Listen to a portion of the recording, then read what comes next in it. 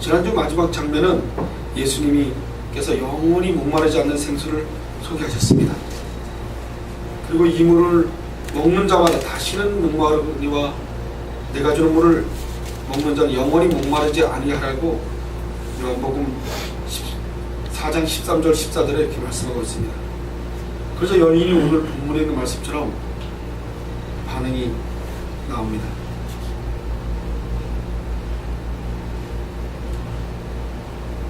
주여 이런 물을 내게 주사 목마르지 않고 또 여기 물을 길러 오지 않게 하옵소서. 여기는 분명히 목이 말라 있었습니다. 그는 우리하고 틀리 목이 굉장히 말라 있었습니다. 그는 분명히 자기 스스로 보여지진 않지만 자기 스스로 5번이나 결혼을 한 그 상태가 얼마나 힘들겠습니까? 여러분 한 번 결혼해서 사는 것도 굉장히 힘든데 살았던 사람과 다시 헤어져서 또 다른 남자를 또 만나 또 헤어져 또 만나 5번이 가능한 하겠습니까? 그동안에 얼마나 어지간한 사람 같으면 한쪽 끝에게 가슴에 구멍이 뻥 나 있을 겁니다.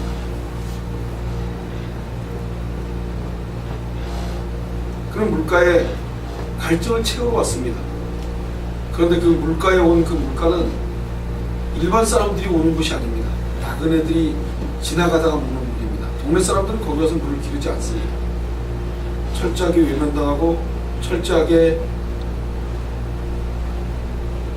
전혀 사람들에게 인정을 못 받는 사람입니다. 거의 망다의 삶을 사는 거죠. 그런데 오늘 하나님께서 오셔서 목마르지 않는 물을 준다 그러니까 정말 물길로 오지 않게 해달라고 소원합니다. 그런데 예수님이 갑작스레 가서 내 남편을 불러오라 하고 오늘 16절에 말씀하고 있습니다. 뜬구름없이 내 남편을 불러오라 합니다. 예수님이 말씀하시는 말씀은 인간이 듣기에 뜬구름이지 예수님은 정확한 말씀을 하고 계십니다. 그 여자가 뭐가 갈급한지를 정확하게 알고 있는 거죠. 그는 남편이 5이나 있는 사람입니다. 예수님은 그 죄를 끄집어내십니다. 예수님은 그 죄를 정죄하기 위해서 끄집어내지 않습니다. 그러나 그 죄를 묵고하진 않으십니다. 그 죄를 해결하지 않으면 계속 그 죄에 매여서 인생을 살게 돼 있습니다. 5번이나 했던 그 여자는 얼마나 힘들게 세상을 살겠습니까? 그리고 거기에 매여서 하나도 할 수가 없습니다. 그런데 주변 환경은 그를 더 매이게 합니다. 꼬리표처럼 다는 것 같이 목걸이를 하나 다는 것처럼 5번 여자는 아주 창녀처럼 창기처럼 무시해버립니다. 그런 그 꼬리표가 계속 동네 사람들로 하여금 따갑게 시선이 오가는 상태에 그럼 얼마나 매여있겠습니까? 절대로 풀려 나올 수가 없는 것입니다. 난 5번 결혼한 여자. 예수님이 생수 단지를 떠갈 수 있게끔 그 단지를 안 갖고 왔으니까 그 단지를 필요로 하니 내 남편을 불러오라고 했겠습니까? 예수님 철저하게 이 여인이 생수를 마시기 위해서는 주님이 주신 생수를 마시기 위해서는 남편 문제, 죄의 문제가 해결되지 않으면 절대로 예수님을 만날 수 없고 예수님 주는 그 생수를 마실 수 없는 사람입니다.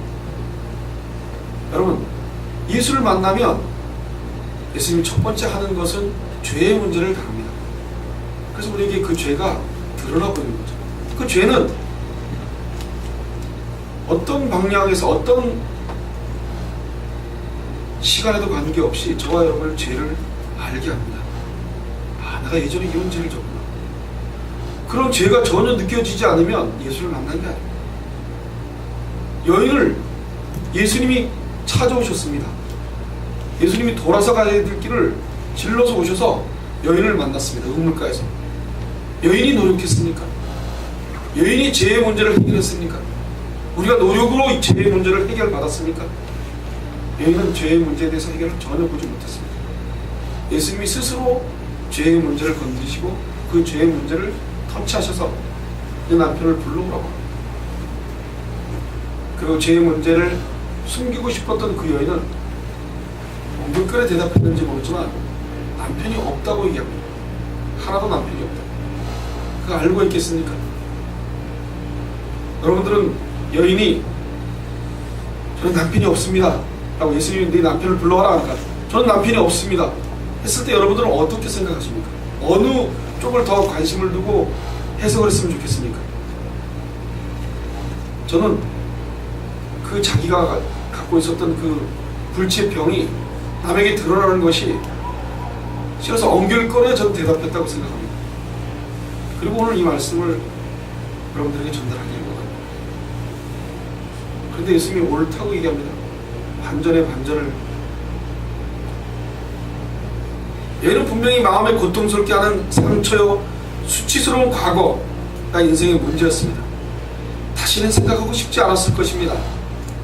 분명히 죄의 문제이기도 했지만 무덤까지 자기의 과거를 숨기고 싶어 했을 것입니다. 저와 여러분은 특히 저 같은 사람은 제 치부를 여러분들에게 다 보여주고 싶지 않습니다. 다 보여주면 여러분들이 저 같은 건 저런 게 다 목사를 할까? 말도 못하지 않습니까? 그죠? 제가 어제 부천의 어떤 교회가 그 영상이 떠오르는 게 있어서 그걸 유심히 봤습니다. 볼 수밖에 없었습니다. 교회가 굉장히 큰 교회입니다. 목사가 너무 잘해서 교인들이 재정에 대해서 전혀 알 수가 없습니다. 재정부장들이 다 있는데도 돈의 출처가 어디로 흐르는지 전혀 모릅니다. 다 은혜스럽기로 넘기기 때문에. 그래서 그 교회 목사가 이웃 교회들을 합병합니다. 부도가 나기 직전 교회들을 자기가 뭘 해주겠다고 목사 보고 한 여기 가서 몇 년 가 있으면 자기 이 빚을 다 갚고 놓겠다. 그리고 7년 있다가 돌아오면 7년씩 있다가 돌아오면 그 빚보다 더한 빚을 얹혀놓습니다. 그걸 인수합병하려고 하는 거죠. 그리고 그 목사는 빚이 엄청납니다. 교회 빚이. 교회 빚이 몇백억입니다. 그 교회 빚만 몇백억이겠습니까? 다른 교회를 수찬 7개나 되는 큰 대형 교회들을 갖고 있습니다. 굉장한 사람입니다.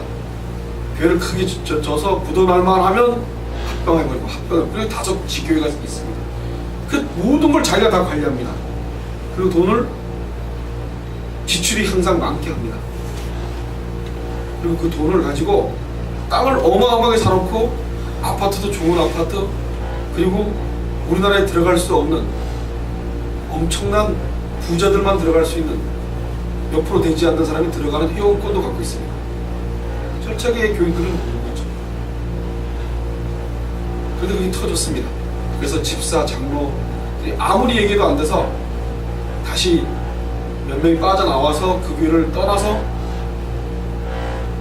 법적 대응을 하고 있는 가운데 PD수첩에 걸린 겁니다. PD수첩이 가서 앉혀놓고 얘기를 하는데 어떻게 그런 사람을 목사라고 생각하고 성도들이 따라가는지 모르겠습니다. 저 같으면은 싸웠을 텐데 전 바로 싸웠을 겁니다. 목사가 돈을 밝히면 전 바로 싸웠을 겁니다. 생계비가 있는데도 돈을 밝히면, 교회에서 넉넉한 생계비를 주는데도 그거 말고도 돈을 챙겨서 내 앞날을 걱정하고 내가 다시 훗날을 걱정해서 돈을 모아둔다면 그게 어떻게 목사입니까? 예수님을 죽은 예수님으로 믿는 거죠. 내일 일을 염려하지 말라는 그 말씀이 무색해버린 거 아닙니까? 전혀 생수에 대한 의미가 전혀 없는 사람입니다. 생수에 목말라 있지 않습니다. 그 큰 교회가 교인 전체가 생수에 목마를 수가 없었습니다. 그게만 그렇겠습니까? 5개나 되는 그 지교에 있는 영혼들이 전혀 생수하고는 관계없이 지금 싸우고 있습니다. 법적 대응으로. 교회가 예수님이 머리신데 목사들이 엄청난 지주가 돼서 권력을 가지고 지 흔듭니다. 이게 한국의 대형 교회들이 하는 짓입니다. 한 교회도 빼놓지 않고 그 일들을 보이지 않는 곳에 해내가고 있습니다. 그리고 철저하게 잘 조련시켜서 대물림을 합니다. 예수님이 다가올래 다가올 수 없는 곳입니다. 여러분, 교회 안에 모여있는 우리가 우물가의 여인처럼 우리가 예수님을 만날 수 있겠습니까? 그런 교회라고 절대로 예수님 만날 수 없습니다. 이 여인은 죄의 문제가 정확하게 본인이 갖고 있는 죄의 문제를 감추고 싶었습니다. 감추고 싶었습니다. 그리고 그 죄의 문제가 드러났습니다. 예수님 끝까지 죄의 문제를 낱낱이 드러냅니다. 교회에서 만약에 여러분들에게 제가 설교 시간에 지명을 해서 그런 죄 지면 안 됩니다 하고 얘기하면 이 자리에 있을 사람이 몇 명이나 되겠습니까? 어떤 분이 예배 시간에 일찍 안 온다고 투덜투덜 되는데 목사님이 광고해서 예배 시간에 좀 일찍 좀 와서 예배를 드리게 했으면 좋겠다고. 자, 전 절대로 그런 건 안 합니다.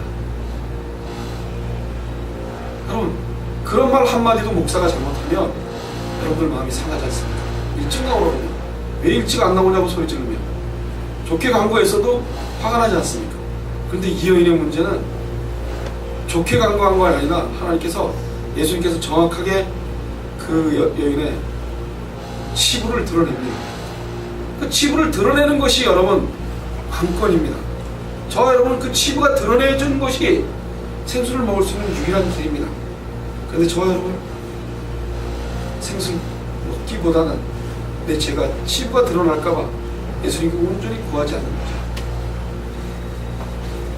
요한일서 1장 9절에 보니까 만일 우리가 우리의 죄를 자백하면 그 미쁘시고 의로우사 우리 죄를 사하시며 우리를 모든 불의에서 우리를 깨끗게 하게 하실 것이요. 하나님 우리에게 자백만 하면 그러면 그 나머지 모든 것을 우리에게 깨끗게 해 주신다고 약속합니다. 그런데 우리는 본성상 그 자백을 할 수 없습니다. 안타깝게도 우리는 내 죄를 자백하기보다는 남 탓을 하는 것이 더 있습니다. 그게 우리의 철저한 죄성에서 오는 것입니다. 여러분들 간섭하면 굉장히 귀찮으시죠? 잘못되어 있는 거 잘못됐다고 지적하면 화가 나죠. 머리통까지 화가 납니다. 저라고는 안 그러겠습니까? 저 잘못했다고 얘기하면 잘못해놓고도 잘못했다는 화가 더 먼저 납니다. 그렇다면 자백하셔야 됩니다. 예수님을 만나고 예수님을 만났다면 자백해야 됩니다.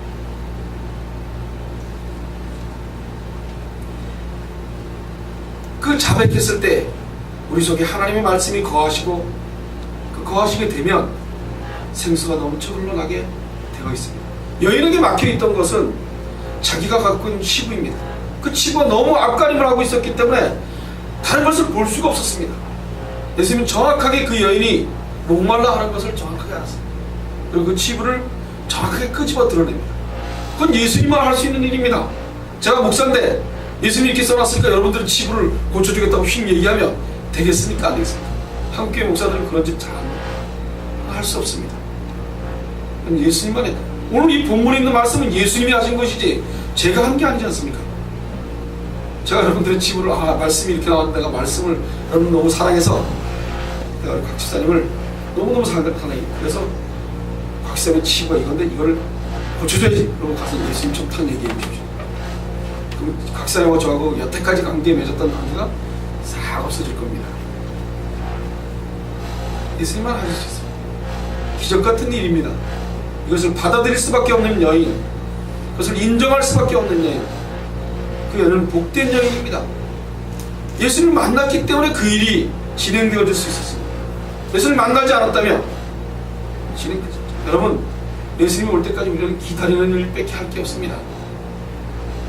예수님이 찾아오셨을 때 저와 여러분이 이 문제들이 각자가 갖고 있던 아픔과 서름과 괴로움, 그리고 내가 계속 되어지는 죄, 나는 저지르지 않으려도 또 다시금 죄 짓는 저 죄가 예수님이 올 때까지는 절대로 고쳐질 수 없는 일입니다.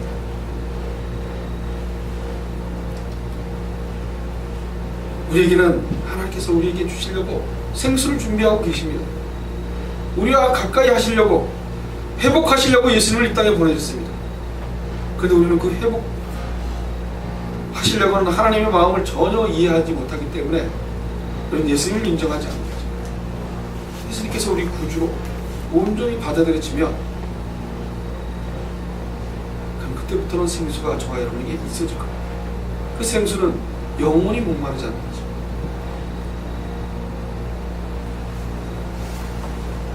어떤 사람은 이 괴로움이 견디지 못해서 바깥으로 뛰쳐나가는 사람도 있습니다. 그게 저와 여러분이겠죠. 하나님이 말씀하면 그 말씀이 나에게 다가오면 우리는 그 말씀을 내팽개치고 바깥으로 뛰쳐나가는 일들을 하죠. 자기 속에 있는 죄를 알지 못하고 슬쩍 외면해 버리려고 합니다. 내가 죄를 짓는 것을 외면해 버리려고 합니다. 그러나 이것을 참 어리석은 짓을 하는 겁니다. 여러분, 고백하며 자백하면 그는 미쁘시고 의로우사 우리 죄를 사하시며 우리의 모든 것을 모든 불의에서 우리를 깨끗게 하시는 그 주님을 믿으시기 바랍니다. 철저할 정도로 저와 여러분이 죄에 대해서 낱낱이 고해줘야 돼요. 여러분, 예수를 만나면 죄가 자꾸 드러납니다. 그 죄가 드러나는 것이 복입니다. 그 죄가 드러나면 여러분 웃음이 납니다. 기뻐집니다. 여자가 한 일이 무엇입니까? 예수님을 만나고 난 다음에 여자는 동네로 뛰어들었습니다. 동네 사람들이 다 손가락질하고 그 손가락질 사람들이 얼마나 미혹했습니까? 그런데 그들에게 예수님을 소개합니다. 펄쩍펄쩍 뛰어와서 동네 사람들한테 가서 얘기합니다. 그래서 그들을 다 데리고 예수님으로 마지막 절에 다 데리고 오지 않습니까?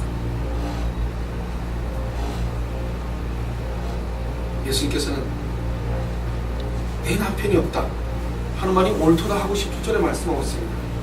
여인은 이 말을 옳다, 예수님이 이 여인의 말이 옳다고 긍정하셨습니다.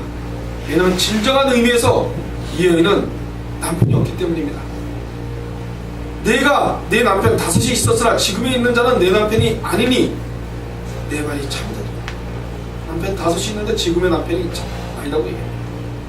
그 예수님께서는 점쟁이처럼 정확하게 그 여인이 갖고 있는 칩을 정확하게 얘기합니다. 5, 말해주지도 않은 5. 다 알고 계십니다. 예수님은 우리의 머리카락 세심 받으신다고 저와 여러분 속에 있는 걸 다 합니다. 이 예배를 드리는지 안 드리는지 다 합니다. 우리가 딱한 게 뭐냐면 주체자이신 하나님의 예배 드리는 저와 여러분이 주체자를 상실하고 예배를 드린다는 겁니다. 그래서 언제든지 딴 생각에 매여서 예배를 드립니다. 그 예배는 절대로 안 받습니다. 근데 그 예배가 우리가 노력해서 할 수 있는 예배입니까? 그렇지 않습니다. 우리에게 뭐 맡겨놨다면 우리는 예수님 앞에 갈 수가 없습니다. 우리는 엉망으로 예배를 드리고 있습니다. 매 주마다. 그리고 다른 교회에서는 뭐 새벽 기도고 금요철야 엄청난 말씀을 듣고 삽니다. 예배를 드리고 삽니다. 그런데 그 예배가 신령과 진정으로 드릴 수 있는 예배가 될 수 없다는 것입니다.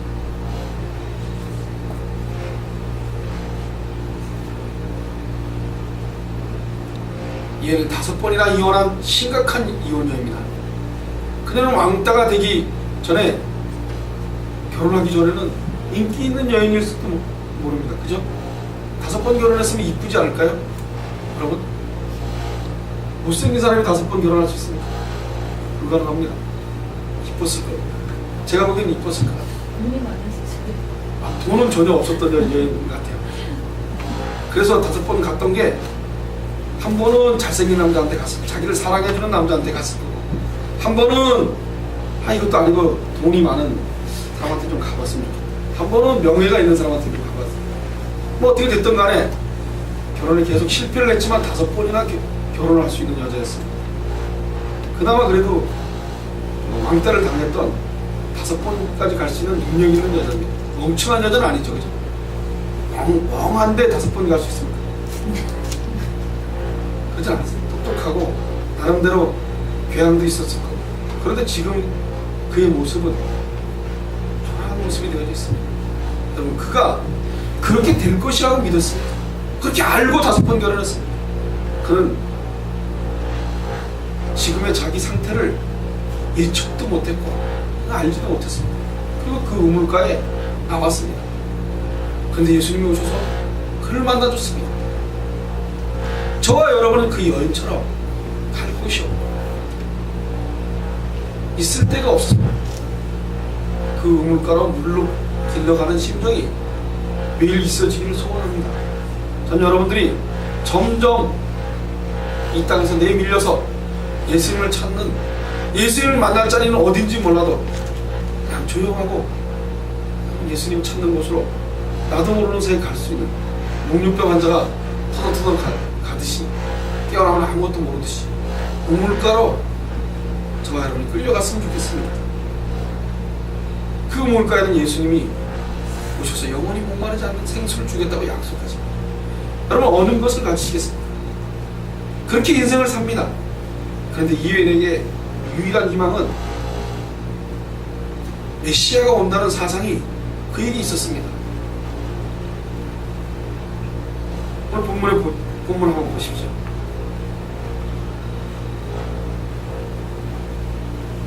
그가 예수님이 그에게 맞다, 네가 남편이 없는 게 맞다 그랬을 때 그가 예배 드리는 것을 얘기합니다. 이산에서 예배 드리는 거 말고 예루살렘에서 예배 드리는 것을 얘기합니다.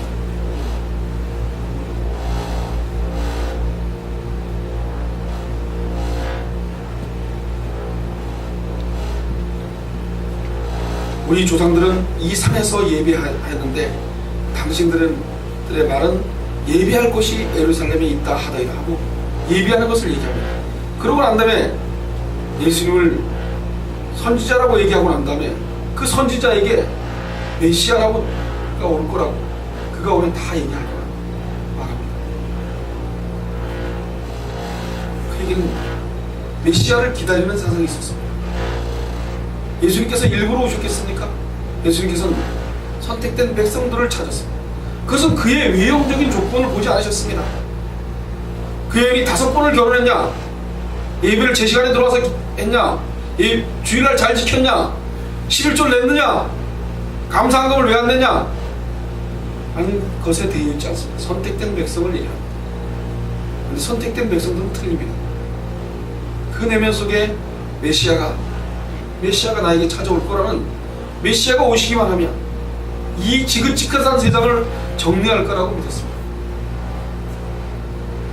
그런데 오늘날 예수를 믿는 사람들이 메시아를 기다립니까? 재림 예수를 기다리십니까?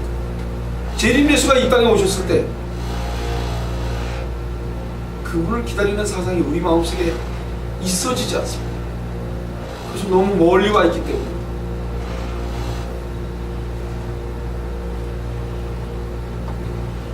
끊임없이 우리는 예수님과 멀어져 있는 것을 잘 행하고 살아왔기 때문에 예수님이 매일매일 우리와 함께 하는데도 우리는 예수님을 전혀 무시하고 삽니다.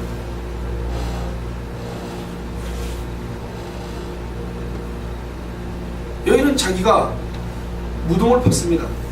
자기를 사랑해주고 자기에게 뭔가 행복해줄 조건이 있는 사람이라고 생각해서 결혼했습니다. 결혼하기 전에 처녀들이 정말 메시아가 주시는 생수를 잘 받아들여서 같이 생수를 나눠 먹는 남자를 찾기 위해서 헤매든다면 이 땅 것을 보지 않고 정말 예수를 잘 섬기는 사람을 찾아보려고 허덕거린다면 결혼하기가 쉽지가 않을 겁니다.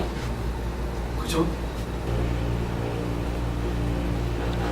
인생 전체가 망가진 그 여인, 인생 전체가 흔들린 그 여인, 그 여인에게 예수님이 나왔습니다. 그 여인은 메시아 사상이 있었습니다. 메시아가 이 땅에 올 거를 알고 있었습니다. 그는. 그래서 이 메시아를 오면은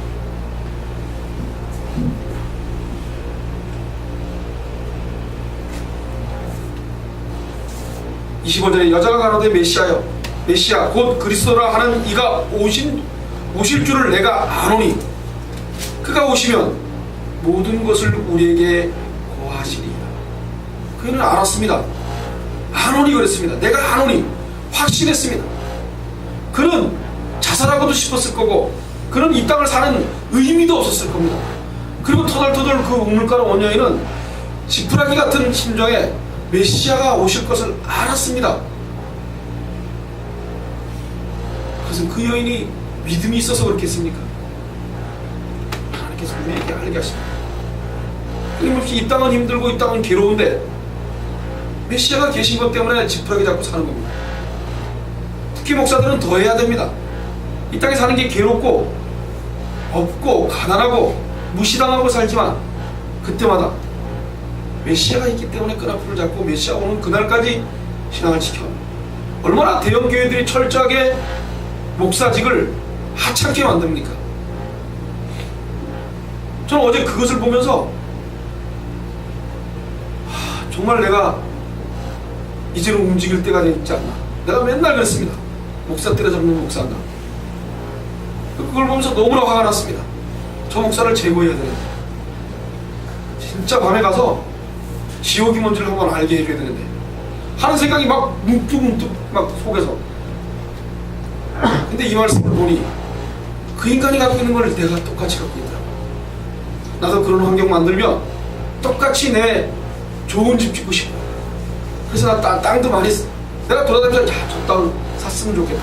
제가 일하러 돌아다니다가 땅 좋은 거 보고 저 땅 사갖고 교회 지면 참 좋겠다. 저도 그렇지 않겠습니까?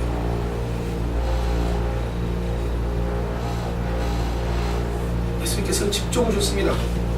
저와 여러분이 노력을 해서 예수님을 만나지 않았습니다. 이 자리에 오신 것 여러분들이 노력으로 오지 않았습니다. 여러분들이 믿음이 좋아서 저는 부정합니다. 인간의 믿음은 믿음이 아니다. 믿음은 선물이다. 그 믿음은 하나님만 주시는 것이다.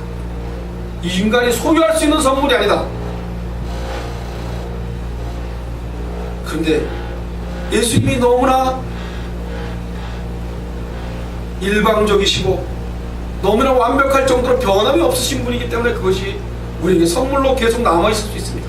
우리는 엉망진창이로 행동을 하는데 그 믿음의 선물은 우리에게 계속 남아있습니다. 우리와 별다르게 독립되어져서 남아있습니다. 저는 그렇게 얘기하고 싶습니다. 믿음은 인간하고 독립되어 있는 독립체다. 그런데 그것이 엄습해 와서 우리는 믿음이 있게 만든다. 저는 그렇게 믿습니다. 여러분들은 어떻게 믿겠습니까? 일반 교회 교인들은 믿음이 있다고 생각합니다. 정말 교회에 믿음이 있다면 부천에 있는 그 교회처럼 그런 일이 벌어지겠습니까? 목사가 믿음이 있고 성도가 믿음이 있으면 신뢰만 남아있습니다. 신뢰만 남아있겠죠. 그리고 그 길로 안 들어가려고 보듬되겠죠. 그 와중에 일산에 있는 어느 교회 연 80억은 넘는 교회인데 철저하게 목사님이 그 헌금에 대해서 헌금에 대해서 철저하게 법을 만들어놨습니다. 그것을 관장하는 장로, 집사, 안수 집사 해놓고 그리고 그것을 감시하는 사람 또 매체기를 만들어. 그래서 돈이 일절 빠져나가지 못하게 쓸데없는 데 못 빠져나가요. 그리고 목사 역시 그것을 간섭도 안 하고 사람이면 딱 받고 그 목사 나와서 하나님의 돈을 철저할 정도로 인간을 믿지 말고 법을 만들어내야 돼요.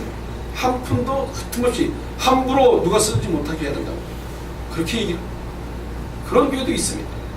어찌 하나님께서 대형교회라고 다 무너뜨리시겠습니까? 우리는 그런 교회를 보고 가는 겁니다.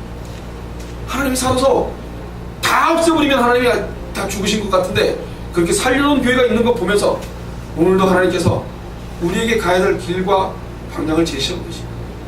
여러분, 우리 목적이 뭡니까? 신령과 진정으로 드리는 예배입니다.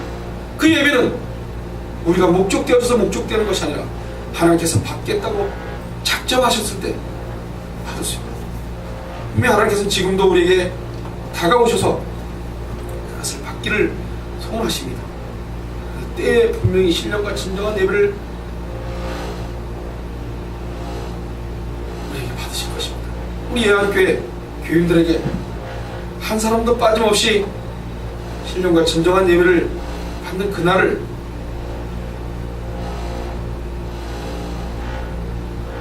기다리시기 바랍니다. 이사야 1장 18절에 보니까 오라 우리가 서로 변론하자. 너희 죄가 주홍 같을지라도 눈과 같이 휘어질 것이요 진홍같이 붉을지라도 양털같이 되라. 약속하신 것입니다. 저와 여러분은 엉망이라고 매일 고백하시며 나의 죄를 드러내서 예수님 앞에 밝히면 밝힐수록 오라 우리가 서로 변론하자.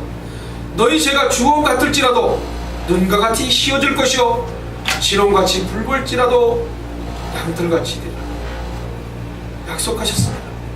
죄를 드러내고 내가 예수님 앞에 나의 죄가 뭔지, 남이 뭐라 그러기 전에 내 죄가 뭔지를 더 확고히 회개하시는 일들이 우리 예한교회에 있어지길 바랍니다. 회개 역사가, 진정한 회개 역사가 저와 여러분에게 있어서 남을 핑계내고 남에게 둘 시간적인 여유가 없이 내 눈에 들보를 보는데 목숨을 거시기 바랍니다.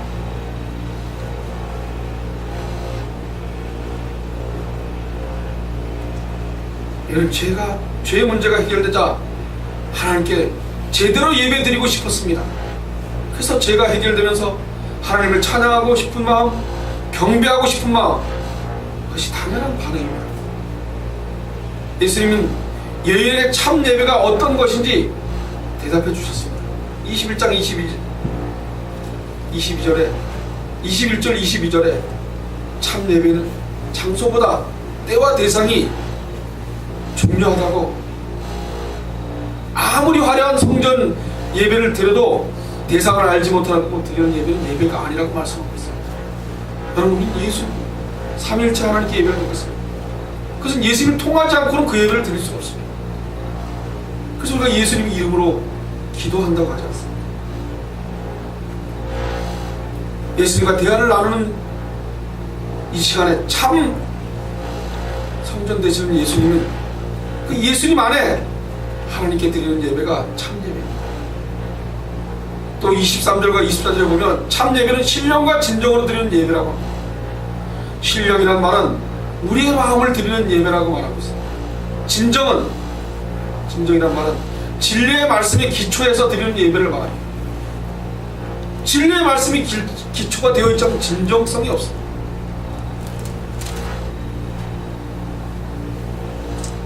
내 남편을 불러오라 하시는 그 진리의 말씀에 기초해서 죄를 회개하고 경배를 드리는 그것이 참 예배. 여러분, 죄가 없다고 생각하는 사람 예수님 필요 없죠. 예한교회 성도들 중에 죄가 없다고 생각하고 나는 깨끗하다고 생각하는 사람은 예수님과 관계없기 때문에 여기를 나가야 됩니다. 혼자 살아도 천국 잘 갈 수 있죠. 예수님의 십자가가 전혀 무색해요. 그런데 저와 여러분에게는 매일매일 예수님의 십자가가 왜 있어야 되는지, 그게 없으면 우리는 예수님의 그 십자가의 사건이, 그 예수님께서 우리에게 이 땅에 오셔서 다 이루었다는 그 말씀을 하신 그분, 다 이루어 놓으신 그분이 우리에게 진정 있어져야 됩니다. 그 있는 것은 저와 여러분이 회개, 죄의 문제가 끊임없이 있어요. 여러분들은 죄의 문제가 얼마나 심각한 건지 생각해 보셨습니까? 예수님과 관계성을 맺지 못하게 하는 그 죄의 문제. 예수님은 남아있지도 않고 나만 덩그러니 남아서 이 땅을 살아내려는 욕심과 시기와 질투와 그런 것들이 있습니다. 그런데 예수님과 함께하기 위해서 목숨을 거는 그 사람은 다 것을 그렇게 목마르지 않습니다. 내가 이 땅 것에 목마르는 것이 아니라 예수님의 생수가 목마르어 있습니다. 그래서 예수님 메시아가 온다는 것을 예감하고 올 거라는 확신. 예수님 꼭 오십니다. 재림 예수가 오시겠다고 약속하셨습니다. 그분이 오시는 날이 우리에게는 희망이, 절망이 아닌 희망입니다. 이 땅을 포기하는 것이 절망이 아니라 희망인 것입니다. 그런데 아무도 그걸 나누려고 하지 않습니다.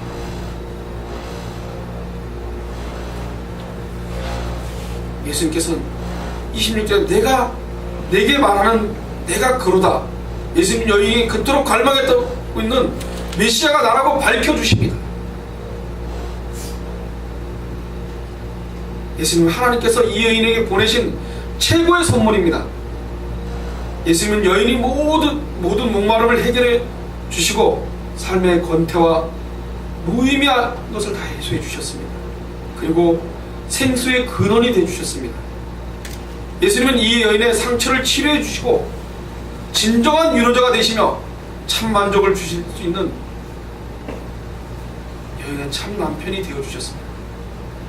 여러분, 그런 예수님이 내가 그러라 말씀하는 그 음성이 오늘 이한교회 성도들에게 남아있기를 소원합니다. 기도하겠습니다.